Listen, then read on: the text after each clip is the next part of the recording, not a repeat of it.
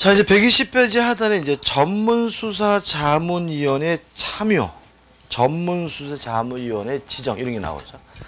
자, 우리가 이제 문제가 되는 것이 뭐냐, 우측에 도입 취지가 나와 있는데 이게 수사를 하다 보면은 그 분야에 대해서 잘 모르기 때문에 수사를 그르치는 경우가 굉장히 많거든요. 우리가 뭐 경찰이나 검사가 모든 분야에 다 전문가인 것은 아니기 때문에 이런 전문적 지식이 필요한 사람은 뭐 할 필요 있어요? 참여시킬 필요가 있다. 이러는 게 뭐죠? 도입 취지고요. 일단 2번 전문수사자문위원회 지정과 취소가 나오는데 일단 1. 지정과 취소에서 검사가 지정합니다. 어떻게 지정하냐면 각 사건마다 1인 이상의 전문수사자문위원을 지정합니다. 각 사건마다.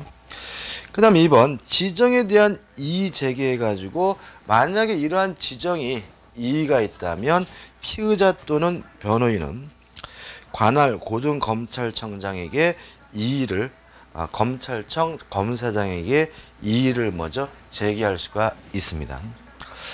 그 다음 3번 해가지고 전문수사자문위원회 참여해가지고 주어는 일단 뭐죠? 검사는 이죠. 그죠? 해가지고 어쩌고저쩌고 해가지고 자문을 들을 수가 있습니다. 다시 말하면 요 전문수사자문위원이 뭐 수사기관은 아니잖아요. 그죠? 그래서 결국은 한 명 이상을 지정을 하고요. 그 다음에 수사 과정에서 이러이러한 내용이 있는데 어떻게 생각하십니까? 라고 자문 등을 뭐 할 수 있어요? 들을 수가 있고요. 하단에 4번 수당이나 비용을 지급할 수 있다는 정도만 기억해 두시면 되겠죠. 그 다음 넘겨보시면 벌칙과 공무원 의제가 나옵니다. 일단 전문수사자문위원은 공무원은 아닙니다.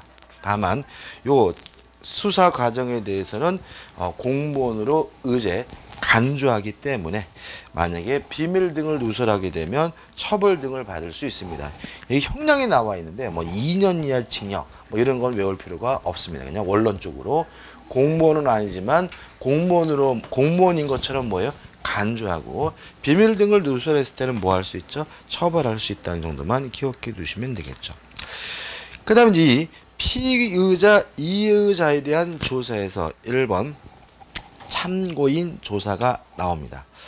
일단 참고인이라는 말은 뭐냐면 피의자가 아닌 자를 말해요. 예를 들어 가지고 보통 우리가 뭐 이제 어떤 스캔들이 났어요. 그죠? 스캔들이 나와가지고 이제 언론에서 검사가 어떻게 얘기하냐면 누구누구를 소환해가지고 참고인으로 조사합니다. 다만 참고인으로 조사하는 과정에서 범죄 혐의가 의심된다면 그 사람의 신분이 피의자로 바뀔 수가 있습니다. 이런 내용 들어보신 적 있어요? 들어본 적 없어요? 관심이 없어서 그래. 아무튼 피의자가 아닌 자를 우리가 먼저 참고인이라고 하고요. 그 사람을 조사하는 게 뭐죠? 참고인 조사라고 하는 거죠. 일단 방법이 나오는데 1번 중요한데요. 강제로 소환당하거나 신문당하지 않습니다. 다시 말하면 참고인으로서 소환되더라도 가기 싫으면 어떻게 해요? 안 갈 수도 있고요. 안 간다 하더라도 강제로 뭐 할 수는 없어요? 소환할 수는 없는 거죠. 그 다음에 2번 참고인은 피의자가 아니기 때문에 진술 거부권을 고지할 필요는 없습니다. 다시 말하면 피의자는 지금 어떤 사람이죠? 범죄 혐의를 의심받고 있는 자니까 그 사람에게 뭘 해야 돼요? 당신에게 진술 거부권이 있습니다를 고지해야 되지만 참고인은 그럴 필요가 없다는 거 기억해 두시기 바라고요. 그 다음에 3번 해가지고 나와 있는데 뭐 특별한 건 없죠. 피해자나 법정들인 검사의 신청에 따라 신뢰관계 있는 자를 뭐 할 수 있어요? 동석시킬 수가 있고요. 4번도 먼저 비슷한 내용이니까 한번 읽어보시기 바래요. 5번도 뭐 특별한 건 없습니다. 그죠? 그럼 정리해보면은 뭐 간단합니다. 그러니까 피의자가 아닌 자를 참고인이라고 하고 그 참고인을 뭐 할 수 있어요? 조사할 수가 있는데 유의하실 것은 강제로 소환할 수는 없고 참여 여부는 오로지 참고인의 자유로운 의사에 맡겨져 있고요. 피의자가 아니기 때문에 진술 거부권 등을 고지할 필요는 없고요. 그 다음에 신뢰관계 있는 자를 뭐 할 수 있죠? 동석시킬 수 있다는 정도만 기억해 두시면 되겠죠. 그 다음에 3번 수사 과정을 기록해야 된다. 그 다음 우측에 4번 참고인 조사 시 영상 녹화를 하게 되고요. 그 다음에 5번 해가지고 참고인의 강제구인의 필요성이 나와 있는데 보시면 이렇게 나와 있죠. 참고인이 출석을 거부하거나 진술을 거부하는 경우 할 수 있는 거잖아요. 그죠? 할 수 있는 거니까 검사는 제1의 공판기일 전에 판사에게 증인신문을 뭐 할 수 있어요? 청구할 수 있죠. 다시 말하면 이게 뭐냐면은 참고인은 진술을 거부하고 출석하지 않더라도 뭐 할 수는 없어요? 강제할 수는 없는 거예요. 다만 증인은 강제할 수 있죠. 증인은 그죠? 다시 말하면 판사가 법원에서 증인으로 선정된다면 나와야 되는 거고요. 안 나오면 뭐 할 수 있어요? 구인할 수가 있는 거잖아요. 다시 말하면 이제 검사가 판사에게 뭐죠?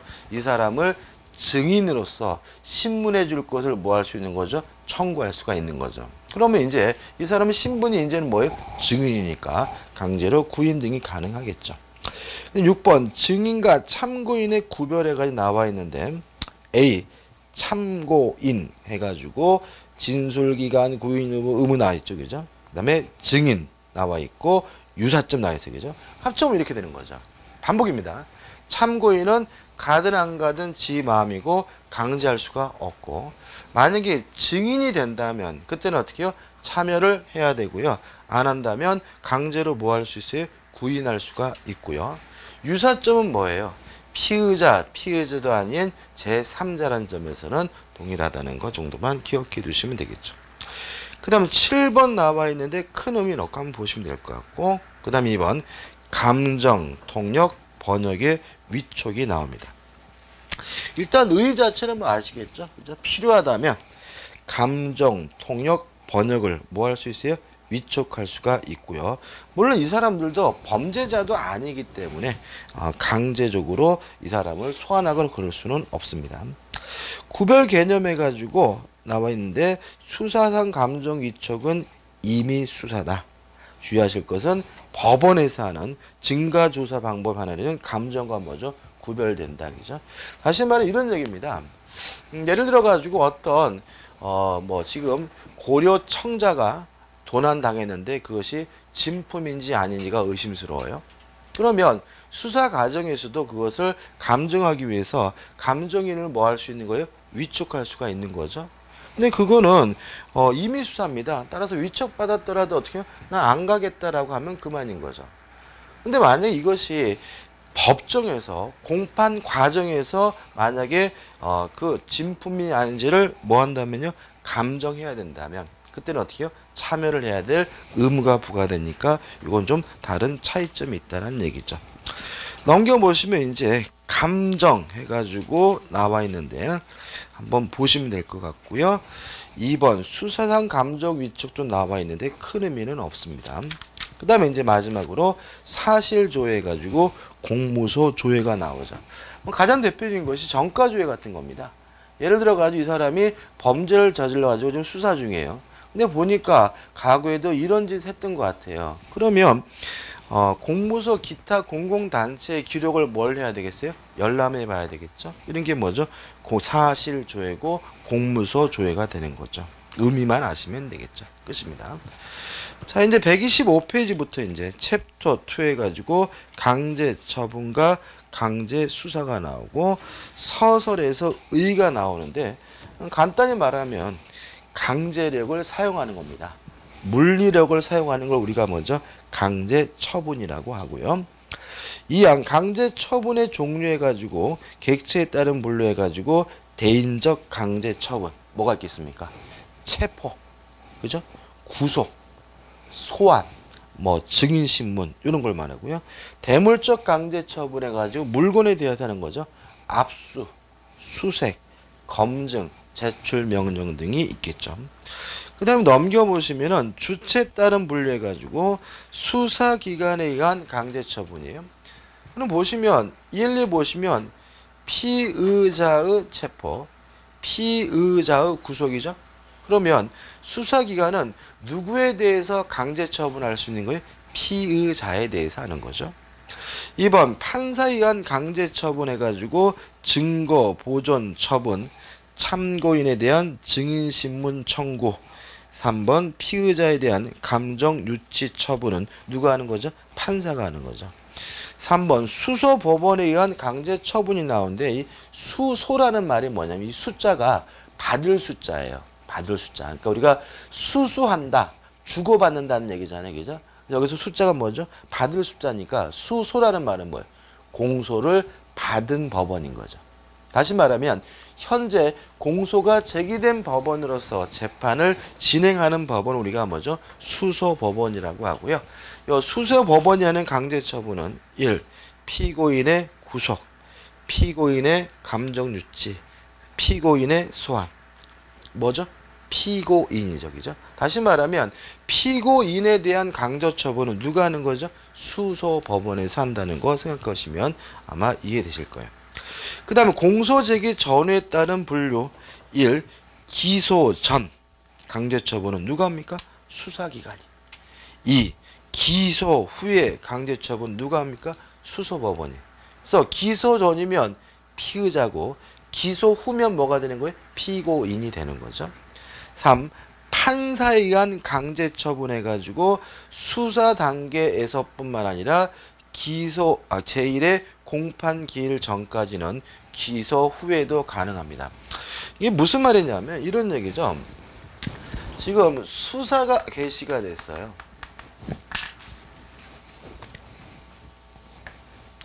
자, 수사가 개시돼가지고 수사가 돼가지고 어떻게 해요? 기소가 된 거죠. 공소가 제기됐고 그 다음에 요때 이제 1회 재판이 열리게 됐어요. 그러면 일단 요 사이에 사람의 신분이 뭐예요? 피의자고 요 사이의 신분이 뭐죠? 피고인이잖아요. 그러면 요 기소 전에 강제처분 누가 하는 거죠? 수사기관이 하는 거고 그 다음에 기소 후에 강제처분 누가 하는 거죠? 법원이 하는 거거든요. 근데 판사는 요 사이에 다시 말하면 기소가 된 후라 하더라도 일의 공판기일이 시작되기 전이라면 판사는 뭘 하겠는 거죠? 강제 처분을 한다는 거죠. 무슨 말 이해하시겠죠? 다시 말하면 수사기관은 언제까지만 강제 처분할 수 있는 거예요? 기소 전까지만 할 수 있는 거죠.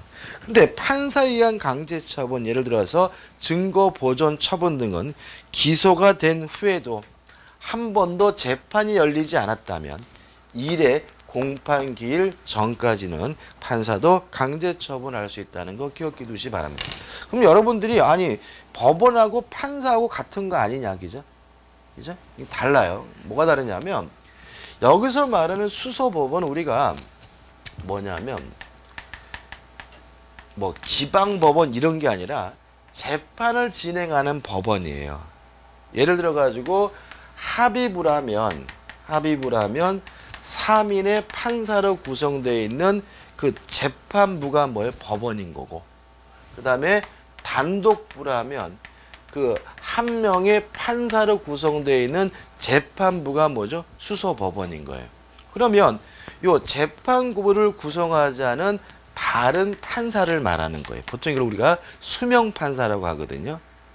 이해되시나요? 그죠? 다시 말하면 공소가 제기됐어요. 그래가지고 가불병이라는 세 분의 판사가 구성되어 있는 합의부에서 뭐예요? 재판이 진행될 거라면 요 사람들이 하는 것은 뭐예요? 수소법원이 해주는 거고 만약에 필요하다면 요 법원이 아닌 요 재판부가 아닌 다른 판사들이 증거 보전 절차 등에 뭐 할 수 있어요? 참여할 수가 있는데 그게 뭐예요?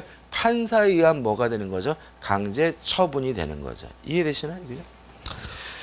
그 다음에 4번 사전영장의 요부라는 말은 뭐예요? 필요한가 필요 없는가 이런 말이에요. 요부라는 말은 뭐죠? 사전영장이 필요한가 아니면 뭐죠? 필요 없는가 이런 얘기인데 1. 통상강제 처분은 체포영장에 의해서 체포하고 구속하고 압수수색 검증을 통한 방법 해가지고 이게 뭐냐면 영장이 필요하다는 얘기입니다. 다시 말하면 통상적인 강제처분은 뭐가 있어야 돼요? 영장이 필요하고요. 이에 반해서 긴급강제처분은 긴급하니까 어떻게 해요? 영장이 필요가 없다는 거죠. 그래서 긴급체포나 현행유무 체포 등은 영장이 필요 없다는 얘기죠. 그다음 우측에 강제 정도해가지고 직접 강제, 체포, 구속, 압수수색 등을 말하고 간접 강제는 소환, 제출 명령 등을 말합니다. 차이점이 뭐예요? 직접 강제는 쉽게 말하면 안 오면 끌고 오는 거죠. 그죠? 간접 강제는 뭐예요? 오라고 통지서 보내는 거죠. 그죠? 그러니까 소환이라는 말은 뭐예요? 지금 몇 월 며칠까지 와라. 그죠? 네가 스스로 오라는 게 뭐예요? 간접 강제고. 그죠? 제출 명령은 뭐예요? 뺏는 게 아니라 어떻게 해요? 제출해라. 라고 어떻게 해요? 명령하는 거잖아요. 이게 뭐죠? 강적 강제고. 안아서 끌고 오는 것이 뭐예요? 직접 강제고. 앉아서 제출하지 않아서 뺏는 게 뭐죠? 직접 강제인 거죠. 그래서 체포, 구속, 압수수색은 직접 강제가 되는 거죠. 그 다음에 제3항 해가지고 강제 처분으로부터 인권보장에서 쭉 나와요. 그죠? 이거 외워야 돼요? 외울 필요 없어요? 외울 필요 없는 거예요. 그죠? 이게 나오는 이유는 뭐냐면 시험 문제에서 사전적 구제제도와 사후적 구제제도를 구별하는 걸 가끔 내기 때문에 나오는데 이거를요 외우지 않고 여기 나열되어 있는 거 우리가 다 배우겠죠. 다 배워서 이게 무엇을 의미하는지를 알게 되면 사전적인지 사후적인지를 어떻게 해요? 자동으로 구별하게 되니까요. 굳이 외우려고 할 필요는 없는 거죠. 넘깁니다. 넘겨보시면 제2절에서 인신구속제도가 나옵니다. 일단 크게 피의자에 대한 것도 있고요. 피고인에 대한 것도 있어요. 피의자에 대해서는 체포와 구속 둘 다 인정이 되고요. 피고인에 대해서는 뭐만요? 구속만 인정되는 거죠. 자, 생각해 보세요. 자, 지금 이 사람이 범죄 혐의가 있어요. 수사가 개시됐어요. 그러면 그 사람한테는 체포할 수 있겠죠? 또 뭐 할 수도 있어요? 구속할 수도 있겠죠. 그죠? 근데 그 범죄 혐의에 대한 입증이 있어서 재판이 시작됐어요. 그러면 재판이 시작됐다는 말은 이 사람의 신병이 이미 확보되어 있다는 얘기잖아요. 굳이 뭐 할 필요 없어요? 체포할 필요는 없고요. 그때는 필요하다면 뭐만 하는 거죠? 구속만 하게 되는 거죠. 자, 1항 피의자에 뭐가 나옵니까? 체포가 나옵니다. 중요합니다. 그죠? 여기서부터는 우리가 경찰에 대시면 일상적으로 해야 되는 일들이기 때문에 중요하고 시험 문제 무조건 나오겠죠. 1번 체포 영장에 의한 체포가 나옵니다. 200조 2가 나오고 하단에 의가 나와요. 체포와 구속의 차이점이 뭘까요? 구속은 가두는 거고 체포는 잡는 건가요? 그죠? 다시 말하면 기간의 차이예요. 차이예요. 그죠? 단시간, 그죠? 짧은 시간 일정한 장소에 가둬두는 건 뭐예요? 체포. 좀 긴 시간 일정한 장소에 가둬두는 것은 뭐예요? 구속. 이렇게 되는 거지. 그죠? 그죠? 우측에 보시면 구별 개념 해가지고 1 해가지고 구속과 다르다. 왜요? 기간이. 짧게 하는 것은 뭐예요? 체포고 길게 하는 것은 뭐예요? 구속이니까요. 그 다음 이 체포 영장에 의한 체포는 영장에 의해서 하는 거죠. 따라서 영장 없이 하는 긴급 체포나 현행범 체포하는 뭐죠? 구별된다. 따라서 영장에 의한 체포를 우리가 보통 통상 체포라고 한다는 거 기억해 두시기 바라고요. 연역은 뭐 읽어볼 필요 없겠죠. 한번 보시면 될 것 같아요. 2번 체포의 요건 해가지고 1. 일반 사건의 경우에서 1. 범죄 혐의의 상당성입니다. 다시 말하면 아무나 체포할 수는 없겠죠. 그 사람이 범죄 혐의가 상당하다. 다시 말하면 범죄를 범했다고 의심할 만한 상당한 이유가 있으면 뭐 할 수 있어요? 체포할 수 있겠죠. 근데 좀 문제가 있습니다. 이게 어느 정도의 의심이냐 이거죠. 예를 들어 가지고 우리가 얘가 범죄를 저지른 것 같은데 그러면 수사는 할 수 있겠지만 그것만으로 바로 그 사람을 뭐 할 수는 없는 거예요? 체포할 수는 없는 거죠. 다시 말하면 수사기관이 막연하게 그냥 의심스럽다는 이유로 다 뭐 할 수 있다면요? 체포할 수 있다 그런다면 이거는 심각한 뭐예요? 인권 침해인 거죠. 그래서 교재 읽어보면 범죄 혐의 정도는 수사기관의 주관적인 범죄 혐의만으로는 부족하고 어떻게 해요? 객관적인 범죄 행위, 즉 무죄 추정을 깨트릴 수 있을 정도의 유죄 판결에 대한 고도의 개연성 내지 충분한 범죄 혐의를 요구합니다. 다시 말하면 객관적 범죄 행위라는 말은 일정한 뭐가 필요한 거죠? 증거가 필요하다는 거죠. 그래서 우리가 보통 어떤 사람이 범죄를 저지른 것 같아요. 그러면 함부로 체포하지 못하고 뭐만 하는 거예요? 수사만 하는 거죠.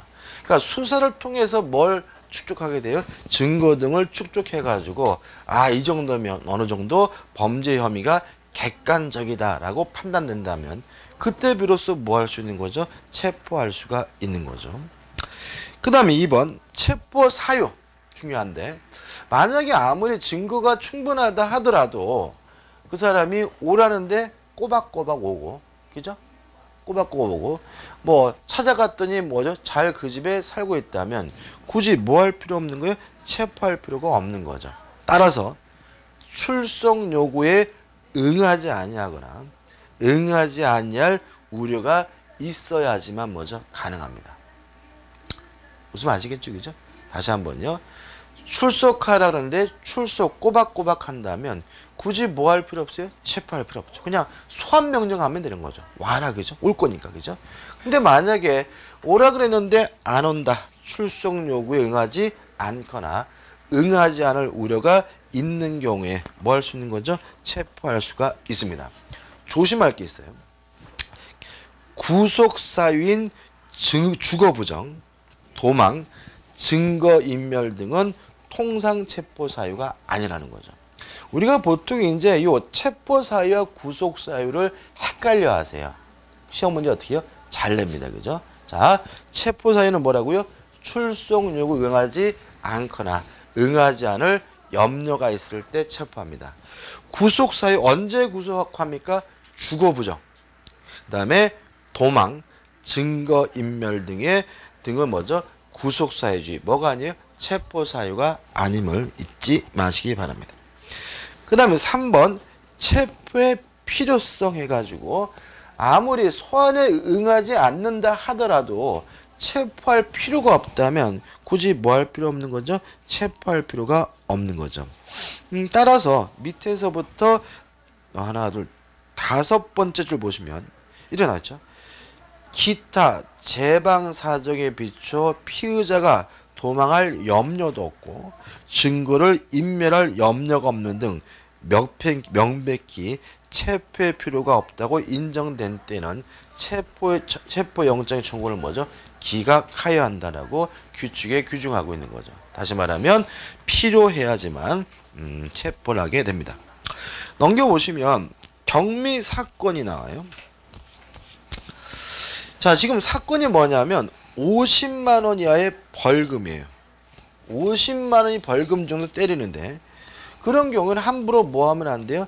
체포할 수 없습니다. 어느 경우면 체포할 수 있냐면 주거가 없거나 정당한 이유 없이 출석 요구로 응하지 않는 경우에만 그때만 체포할 수 있다는 거 주의하시기 바랍니다. 그렇게 중요한 건 아닙니다. 자, 체포 절차 중요합니다. 1. 체포영장을 청구합니다. 자, 지금 요건을 갖춰서 체포영장을 발부받으려고 해요. 그러면 누가 체포영장을 청구하느냐? 검사만 청구할 수가 있습니다. 다시 말하면 사법경찰관은 청구할 수가 없고요. 누구만요? 검사만 청구할 수가 있어요. 따라서 2번 만약에 사법경찰관이 체포영장을 청구하려면 검사에게 신청을 해야 됩니다. 그죠? 이렇게 되는 거죠. 그러면 지금 검사가 있고 사법경찰관이 있잖아요. 수사기관이. 근데 검사는 자기가 수사하다가 필요하다면 바로 스스로가 뭐 할 수 있는 거예요?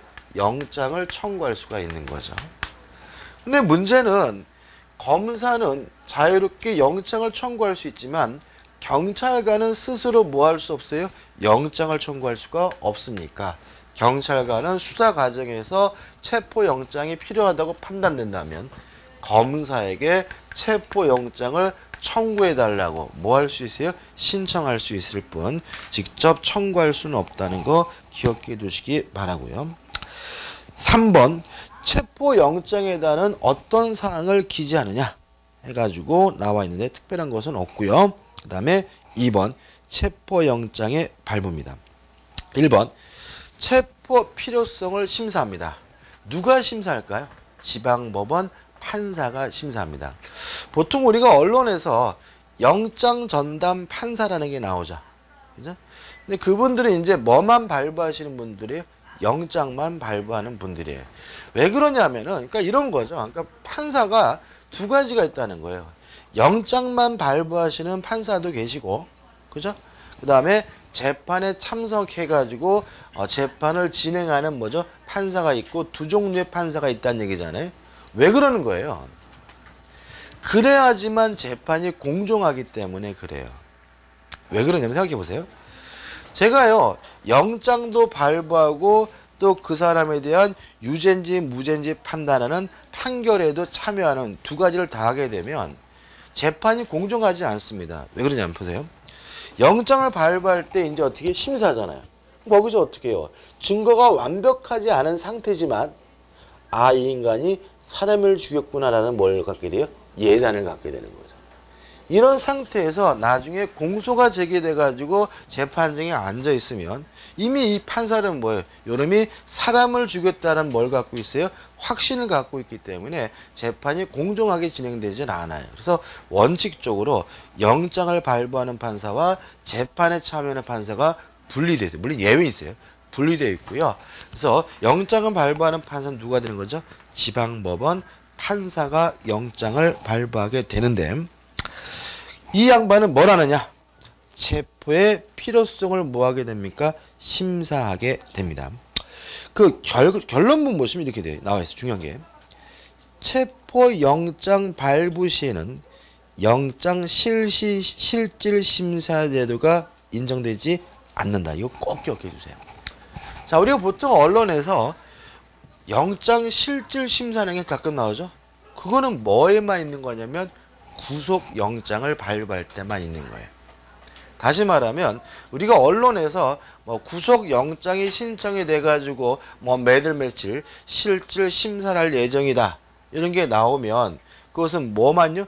구속에만 그런 거 있고요. 체포에는 그런 제도가 없습니다. 이것도 헷갈릴 수가 있으니까 조심하시기 바라고 실질 심사 제도는 체포영장에는 없고 어디만요? 구속영장에만 있다는 거 꼭 기억해 두시기 바라요. 2번 체포영장에 발부해가지고 A번 해가지고 만약에 필요성이 인정된다면 지방법원 판사는 체포영장을 발부하게 되는데 뭐 일반적인 내용이 나왔고요. 마지막에 보시면 법관이 반드시 서명하고 뭘 해야 돼요? 날인해 줘야 되는 것이죠. 그 다음 B번 체포영장은 여러 통을 작성하여 사법경찰관리에게 교부할 수 있습니다. 이게 왜 그러냐면요. 영장이라는 건요. 사본은 의미가 없어요. 예를 들어 가지고 수사관이 뭐예요? 10분이에요. 10분인데 이 양반들이 지금 어떻게 해요? 체포하러 간단 말이죠. 그죠? 영장 가지고. 근데 사본은 의미가 없기 때문에 원본 하나만 주게 되면 그 10명 중에 한 분만 체포할 수 있는 거잖아요. 그렇기 때문에 영장을 발부할 때 뭐 할 수 있는 거죠? 여러 장을 발부, 교부할 수 있다는 거 기억해 두시기 바라고요.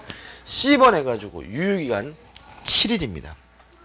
따라서 원칙적으로 며칠 이내에 체포해내야 돼요? 7일 이내죠. 그죠? 그러니까 이게 수사기관 입장에서 환장하는 거죠. 그죠? 요놈이 지금 어떻게 해요? 여기 종로에 지금 들어와 있는 것 같아요. 그죠? 그래가지고 체포 영장을 발부받아가지고 어떻게 갔는데 오늘 밤에 튀었대요. 그러면 그 며칠 이내에 잡아들여야 되는 거예요? 7일 이내에 잡아들여야 되는 거죠. 만약에 7일 이내에 못 잡아들였다면 맨 밑에 나와 있지만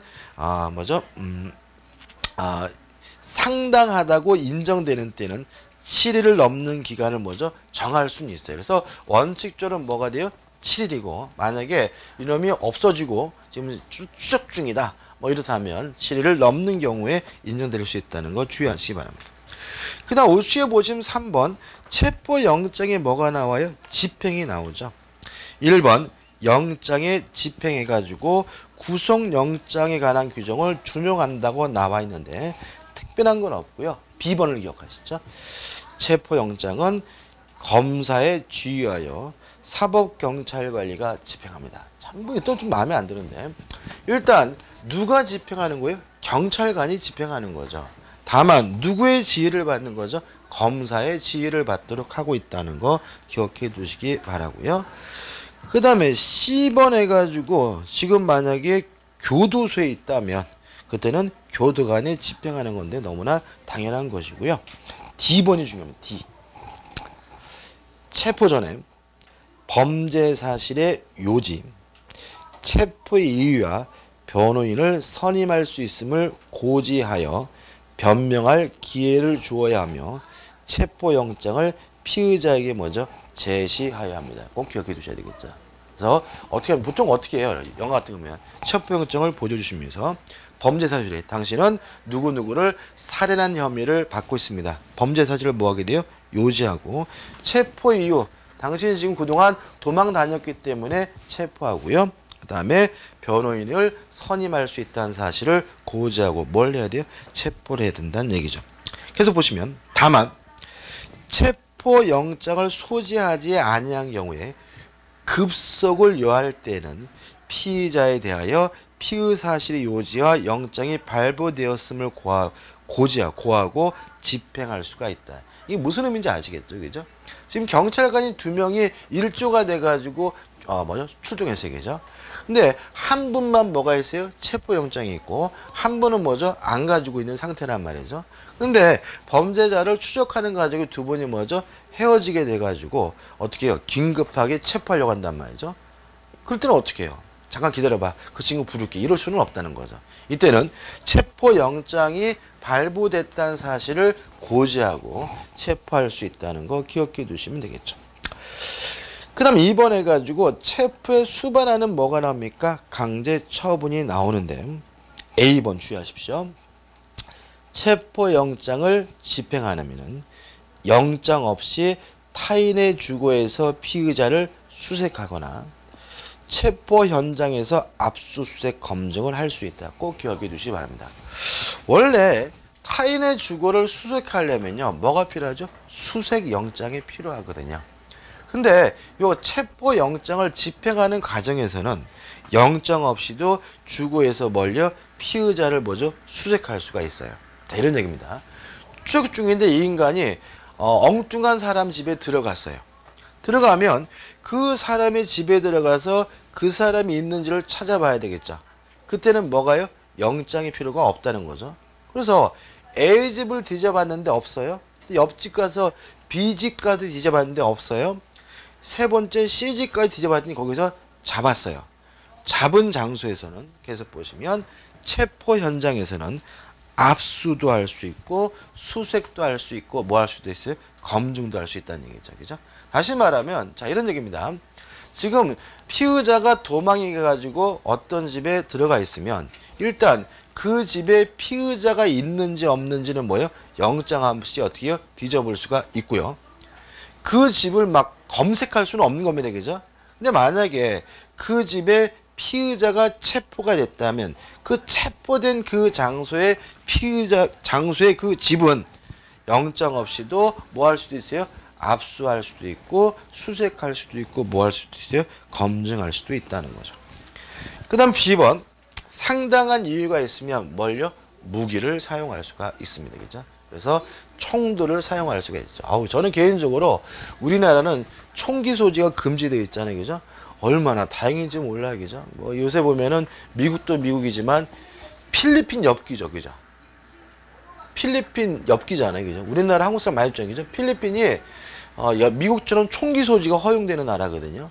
그러니까는 뭐 얘기 들어보니까 한국 사람하고 필리핀 사람하고 싸움이 났어요. 그죠? 이런 엑세텐도 막 이렇게 멱살 잡고 그랬는데 이런 갑자기 어떻게 나가가지고 총 들고 가서 쏴 죽이고 막 이런다는 거죠. 거기다가 뭐 이번에 사건 보니까 뭐죠? 전처가 그죠? 전처가 와이프가 뭐죠?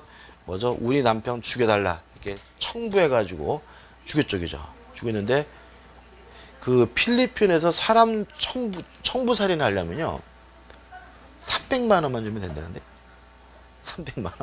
그래서 300만 원만 있으면은 그 인간 좀 죽여주세요 그러면 킬러가 나타나가지고 지도 쓰는 법 없이 죽여버린대요. 그러니까 이번에도 보니까 지금 못 잡았어요 아직이요. 그러니까 그 양반이 뭐죠? 그게 뭐냐면 이혼하는 과정에서 전처하고 재산 분쟁이 좀 있는 거예요.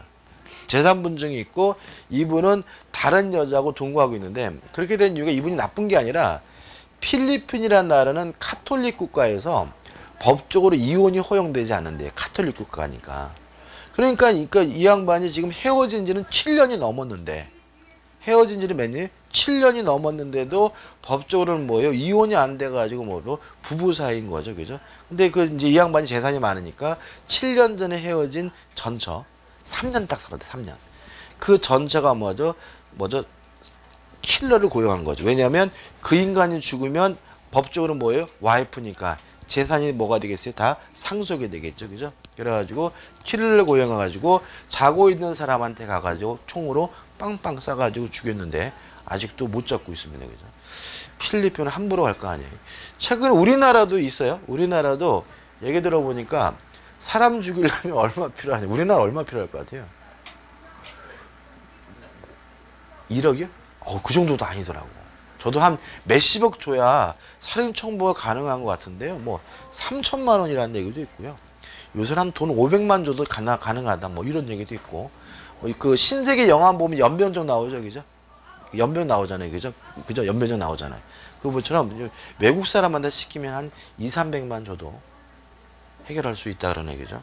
그래서 절대로 그 누구한테 가슴에 못을 박는 행동을 하지 마십시오. 언젠가 자기 집에 킬러가 방문할 수 있고요. 우리나라도 뭐 어떻게 해요?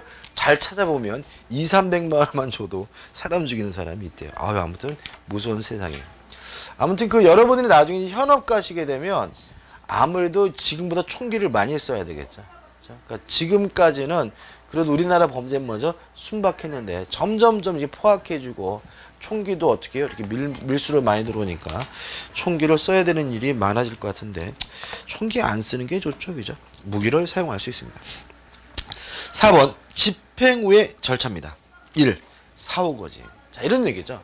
체포하면서 어떻게 해요? 지금 막 잡아뜨리고 어떻게 팔을 뒤엎고 수갑 채고 있잖아요, 그죠? 수갑 채우면서 당신은 변호인의 조력을 받고 이런 거 아니에요, 그죠? 근데 이래가지고는 그 인간이 하긴 했지만 기억 못할 수가 있잖아요, 그죠? 그래서 잡고 난 후에도 즉시 변호인을 선임할 수 있으면 어떻게 해요? 알려줘야 합니다. 이게 뭐죠? 1번 사후거지죠. 너무 심한 것 같아요. 그 다음에 2번 통지 의무해가지고 일단 이 사람은 어떻게 해요? 잡았으니까 이 사람도 뭘 행사해야 돼요? 방어권을 행사해야 되겠죠. 따라서 방어권을 행사할 수 있는 사람에게 그 사실을 뭘 해야 돼요? 통지해 줘야 됩니다. 그래서 만약에 변호인이 있다면 변호인에게 통지하면 되고요. 그 다음에 변호인이 없다면 변호인을 선임할 수 있는 사람에게 뭐죠? 통지해 줘야 되고 누가 변호인을 선임할 수 있는지는 우리가 나중에 배우겠죠. 그 다음에 3번을 한번 읽어보시고 큰 의미는 없고 그 다음에 4번 해가지고 체포된 피의자는 법률의 범위 내에서 타인을 접견하고 서류 또는 물건을 수수하고 의사의 진료를 받을 수 있다는 건 너무나 당연한 거죠. 그 다음 넘겨보시면 이제 체포의 조치입니다. 이거 중요하죠, 여기가. 자, 체포했습니다. 체포라면 짧아야 되잖아요. 만약에 이 체포가 뭐 한 달, 2달 이러면 체포가 아니라 뭐예요? 구속인 거잖아요. 그죠? 따라서 A번 보시면 체포한 때로부터 48시간 이내에 구속영장을 청구해야 됩니다. 따라서 범죄 혐의가 있어서 체포했다면 몇 시간 이내요? 48시간 이내에 구속영장을 청구해야 되고요. 만약에 구속영장을 48시간 이내에 청구하지 않았다면 즉시 뭘 해야 돼요? 석방해야 합니다. 따라서 체포기간은 아무리 길어도 몇 시간이요? 48시간을 넘을 수가 없죠. 그 다음에 B번 한번 보시면 될 것 같고, 동그라띠 2번 해가지고 체포, 적보, 심사, 청구, 보증금, 납입 조건부, 피의자 석방 제도가 있는데 1 해가지고, 자, 우리가 구속영장의 실질심사처럼 구속영장을 발부하기 전에 하는 절차는 체포영장은 없는 거예요. 그죠? 그죠? 다만 체포가 이루어진 후에는 그 체포가 적법한지 아닌지를 심사해달라고 체포, 적보, 심사 청구권이 인정이 됩니다. 다시 말하면 체포, 적보, 심사권은 체포 전에 청구하는 것이 아니라 뭐예요? 체포 후에 청구하는 거죠. 근데 실제로 이게 의미가 없어요. 왜 그러냐면 몇 시간밖에 안 해요? 48시간. 그러니까 뭐 심사하고 어쩌고저쩌고 하면서 뭐죠? 시간이 다 가버리기 때문에 큰 의미는 없고, 그 다음에 B번 꼭 읽어보세요. 구속과는 달리 체포된 자에게는 보증금 납입 조건부 피의자 석방은 인정되지 않습니다. 다시 말하면 구속영장이 집행된 경우에는 보증금을 납입하는 조건으로 뭐 하는 것이에요? 석방하는 제도가 있어요. 그렇지만 체포는 기간이 뭐예요? 짧잖아요. 48시간이기 때문에 굳이 이런 제도를 두고 있지 않다는 거 꼭 기억해 두시기 바랍니다. 끝이에요. 지금 우리가 지금 뭐 했어요? 체포영장에 의한 체포를 간단하게 봤는데 어려운 부분은 없죠? 그죠? 이게 보시면 알겠지만 형사소송법이 처음에 배울 때는 뭔가 좀 어려운 것 같지만 해보면 그렇게 어렵지 않습니다. 그리고 나중에 제가 한번 또 쭉 정리해 드릴 거거든요. 그래서 기본 틀을 닫고 조금만 신경 쓰시면 충분히 고득점을 받을 수 있는 부분이니까요. 어렵게 생각하지 마시고 중요한 부분을 한 거예요. 그죠? 그래서 체포영장부 체포는 굉장히 뭐죠? 중요하다. 반드시 시험 문제 나오고요. 그 다음 이제 2번 해가지고 뭐가 나옵니까? 긴급체포가 나오죠. 우측에 보시면 우리가 나옵니다. 자, 원래 체포하려면 뭐가 필요해요? 영장이 필요해요. 다만 예외적으로 긴급하다면 영장 없이 체포할 수가 있는데 이게 뭐예요? 긴급 체포가 되는 거죠. 의 나와 있고요. 연형 나와 있고 구별 개념이 나와 있는데 일단 현행범의 체포하는 영장주의에 대한 예외라는 점에서 동일하나? 이게 무슨 말이에요? 자, 이런 얘기입니다. 원래 예를 들어서 제가 경찰관입니다. 동네를 순찰 중인데 도둑질을 하는 현장을 목격했어요. 그럼 우리가 뭐래요? 현행범인 거죠. 그러면 저는 그때 굳이 영장 받을 필요 없이 그 사람을 바로 뭐 할 수 있는 거예요? 체포할 수가 있는 거죠. 그죠? 근데 긴급 체포도 이거는 현행범은 아니겠죠. 이미 범죄가 수일 전에 이루어지긴 했는데 다만 긴급하다가 필요성이 인정된다면 영장 없이도 뭐요? 청구할 수 있으니까 그 점에서는 무엇과 똑같아요? 현행범하고 어떻게요? 똑같다는 얘기죠. 다만 긴급 체포는 범행과 체포 사이에 시간적 접자성이 없다는 점. 현행범은 어떻게요? 범죄를 저지르거나 저지른 직후죠. 긴급 체포는 그럴 필요가 없다는 점. 또 중대 범죄에 제한된다는 점. 다시 말하면 현행범은 중대 범죄든 경면 범죄든 다 뭐 할 수 있는 거예요? 체포할 수 있는 건데 긴급 체포는 뭐야 합니까? 중대 범죄 하나입니다. 그럼 이제 보자고요. 요건 1. 범죄의 중요성. 뭐 해야 돼요? 중대 범죄여야 돼요. 중대 범죄가 뭐냐? 장기 3년 이상입니다. 이것만 기억하시면 돼요. 몇 년 이상이에요? 3년 이상입니다. 다시 말하면 법정형에서 장기 3년 이상의 형에 해당한다면 그게 뭐예요? 중대범죄고 그때는 긴급체포가 가능하고요. 그 다음에 맨 밑에 우측에 객관적이란 말이 나오죠. 객관적 넘기셔가지고 객관적으로 범죄 혐의를 뭐죠? 유합니다. 그러면 이렇게 되는 거죠. 3년 장기형이 3년 이상이고 객관적으로 범죄 혐의가 어떻게요? 인정된다면 긴급한 경우에는 영장 없이도 뭐 할 수 있어요? 체포할 수가 있다는 얘기죠. 근데 이번 체포의 필요성, 긴급해야 됩니다. 긴급하다는 말이 뭐냐? 증거를 인멸할 염려가 있거나 도망 또는 도망할 염려가 있어야 되는 거죠. 가장 중요한 게 뭐예요? 도망입니다. 도망. 이런 얘기죠. 지금 제가 범죄를 수사 중이에요. 수사 중인데 이놈이 지금 어디 있는지를 모르는 거야. 그래가지고 어딘지 몰라가지고 어떻게 수사관들이 막 종로 일대를 이잡듯이 뒤진 거죠. 뒤져가지고 여관에서 딱 맞닥뜨렸어요. 물론 걔는 뭐가 아니에요? 현행범이 아닌 거죠. 그잖아요? 범죄는 어떻게? 전에 저지른 거니까. 그러면 맞닥뜨렸으니까 이때 제가 아저씨를 체포하려면 영장이 필요하니까 잠깐 여기 계세요 라고 할 수는 없다는 거예요. 그때는 긴급 체포해서 바로 뭐 할 수 있는 거예요? 체포할 수 있는 거죠. 왜요? 그 사람은 뭐 할 염려가 있는 사람이요? 도망갈 염려가 있는 사람이니까요. 다시 말하면 몇 년 이상이에요? 3년 이상의 범죄고 증거를 인멸하거나 도망하거나 도망갈 염려가 있는 경우에는 긴급 체포를 하는 것이 가능합니다. 3번 체포의 긴급성 읽어보시면 되고요. 4번 긴급 체포 요건의 판단식인데 밑에 밑줄로 해가지고 체포 당시 상황을 기초로 합니다. 그죠? 다시 말하면 이놈이 체포해가지고 왔어요. 왔더니 이제 어떻게 해요? 나 원래 도망갈 마음이 없었는데 왜 절 잡았습니까? 지금을 판단하는 게 아니라 그 놈을 어떻게 해요? 잡았을 때 체포 당시의 상황을 가지고 판단해야 된다는 것만 기억해 두시면 되겠죠. 그 다음 3번 긴급 체포에 뭐가 나와요? 절차가 나와요. 1. 주체 검사 또는 사법경찰관입니다. 물론 사법경찰리도 뭐 할 수 있습니까? 긴급 체포할 수가 있습니다. 그럼 합치면 어떻게 해요? 검사와 경찰관리가 긴급 체포 있고요. 2번 긴급 체포의 방법이 나와 있는데 1. 사유를 알리고 영장 없이 피의자를 뭐 할 수 있어요? 체포할 수가 있고요. 2. 해가지고 범죄 사실의 요지와 변호인을 선임할 수 있음을 말하고 변명할 수 있는 기회를 주어야 한다는 것은 뭐 당연한 얘기죠. 다시 말하면 긴급하기 때문에 영장이 없이 체포를 하고 있지만 영장을 제시한다는 거에 다른 요건들을 뭐예요? 고지해 줘야 되겠죠. 그 다음 우측에 보시면 3 해가지고 사법경찰관이 피의자를 긴급 체포했다면 즉시 검사의 승인을 받아야 합니다.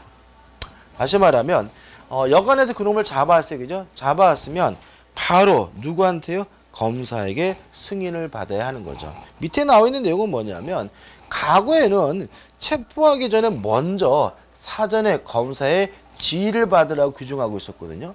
근데 뭐 말이 안 되잖아요. 지금 이놈이 도망갈 것 같아가지고 긴급하게 뭐예요? 체포해야 되는데 과거 형습이 뭐예요? 미리 검사한테 연락해가지고 지금 잡아도 됩니까? 이렇게 물어봐서 잡아야 된다는 것이 말이 안 되기 때문에 그거는 뭐죠? 삭제가 됐고요.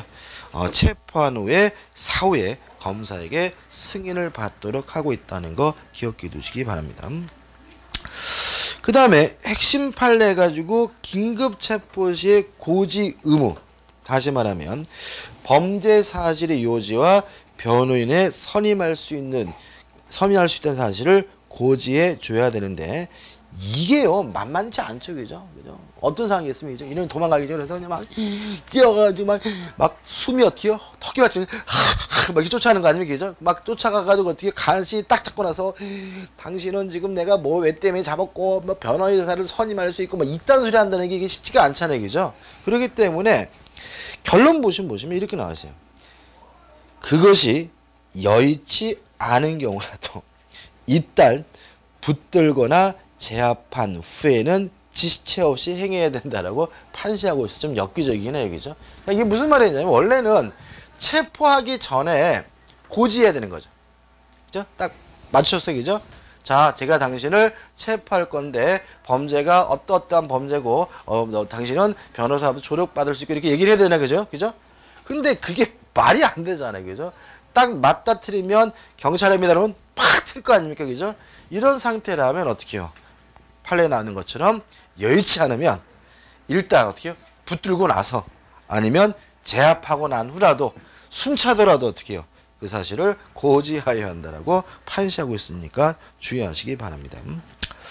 그 다음 3번 긴급 체포에 수반한 강제 절처분 해가지고 일단 긴급 체포가 이루어진 곳이 타인의 주거라면 피의자를 뭐 할 수 있어요? 수색할 수가 있고요. 그 주거를 압수수색 검증할 수 있어요. 뭐가 없더라도요? 영장이 없더라도요. 그죠? 결국은 여기까지 보시면 긴급 체포라는 것이 결국은 영장이 필요 없다는 것 외에는 일반적 영장에 의한 체포와 거의 대동소이함을 알 수가 있겠죠. 자, 좀 쉬었다가요. 긴급 체포의 절차를 보도록 하겠습니다.